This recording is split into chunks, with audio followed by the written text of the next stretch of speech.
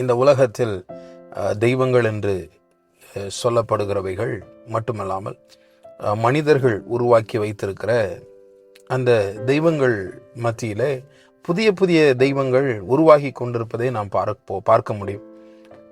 ஏற்கனவே வழிபட்டு வந்த தெய்வங்களுடைய அந்த பெயரும் சிறப்பம்சமும் மறைந்து போவதும், அல்லது ஒரு குறிப்பிட்ட பகுதியில் இருக்கிற அந்த தெய்வத்தினுடைய மதிப்பு கூடுவதும், இன்னொரு தெய்வத்தினுடைய மதிப்பு குறைவதும் நம்முடைய தேசத்தில் நடப்பதை நாம் பார்க்க முடியும். நம்முடைய தேசத்தில் தெய்வங்கள் எல்லாம் எப்படி உருவாக்கப்பட்டு இருக்கிறது என்று பாருங்கள்.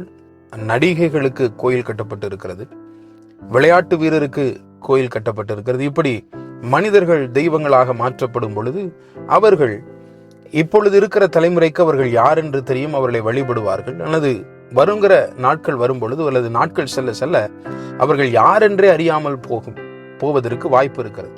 யாத்திராகமம் 3ஆம் அதிகாரம் 6வது வசனத்திலே நாம் ஆண்டவர் சொல்லுகிறார் மோசேயை பார்த்து, நான் ஆபிரகாமின் தேவனும் ஈசாக்கின் தேவனும் யாக்கோபின் தேவனும் உன் பிதாக்களுடைய தேவனுமாய் இருக்கிறேன் என்று சொல்லுகிறார்.